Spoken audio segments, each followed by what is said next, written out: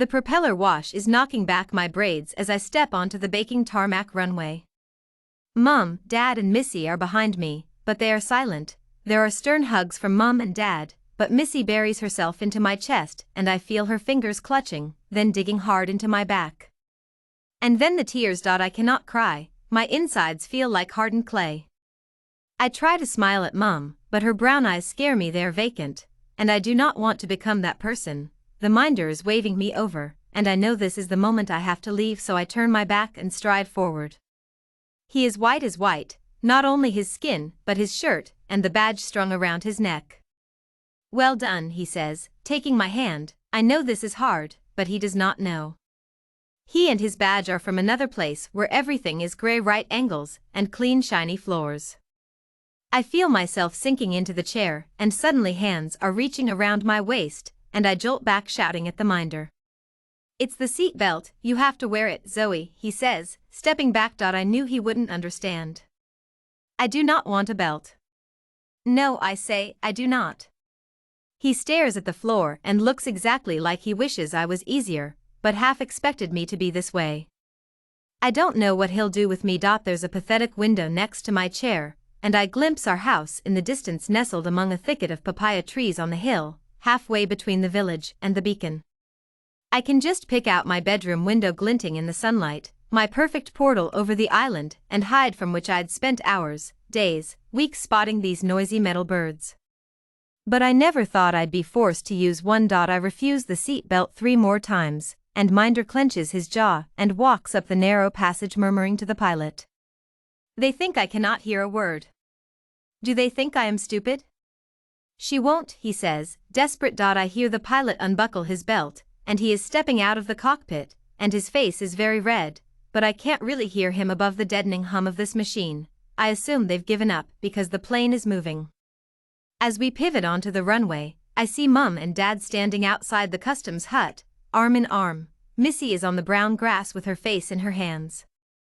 For some reason, I start rocking back and forth and I see my hand reaching for the glass window.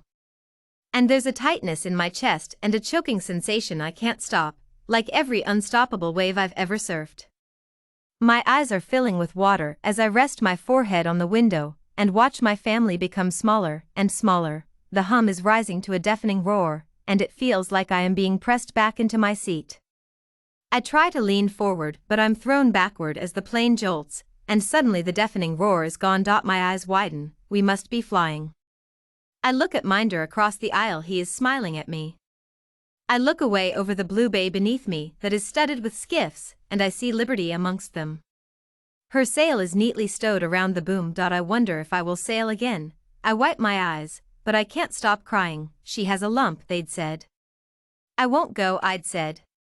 Nothing had stopped me before, why now? I'd overcome every obstacle Cariba threw at me, my whole life. I'd practically raised Missy single-handed after Mum and Dad sunk everything into rescuing the boutique. I'd dived for conch when Frackles was tight, and we had no food, and I'd learnt to sail without the help of experts on mainland, but now everything has changed. "You won't get better here, you have to leave," they said, and suddenly, Cariba wasn't enough. For the first time there were options over there that she couldn't offer. "This is about survival, Zoe," Dad said, hysterical. They made arrangements and said I would stay with cousins for as long as needed. They tried to make me read books about what it will be like to prepare me, but I preferred shell hunting in the shallows or limbering to the tops of banana trees. But one day I did open the book and saw a sad picture of a child with no hair. They were gazing at someone in white, like Minder, and for some reason they were smiling. I take a handful of braids, and they slot perfectly between my fingers. I didn't want to say that I was afraid, but I was. Not of cancer, nor someone cutting open my body. I'd dug out enough poisonous barbs and splinters from my own flesh and others. In fact, I hadn't thought I was afraid of anything, certainly not death, which she'd shown me more than once. I am scared of something else, I will admit. Out the window I see her for the first time, and she looks exactly like the outline of a human foot. The details are gone now, there are only shades of green and a gray strip. And the boats look like pinheads. Minder is reaching out his hand to me, he has food. I refuse and reach instead for my writing pad, flicking to a clean page. You might be my only friend, I think. My eyes are still wet as I grip my pen. I am afraid. I do not want to be left with Minder.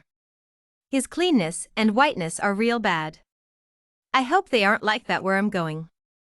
But what I am most afraid of is losing Cariba's very best gift to me, these 18-year-old black salty bindings.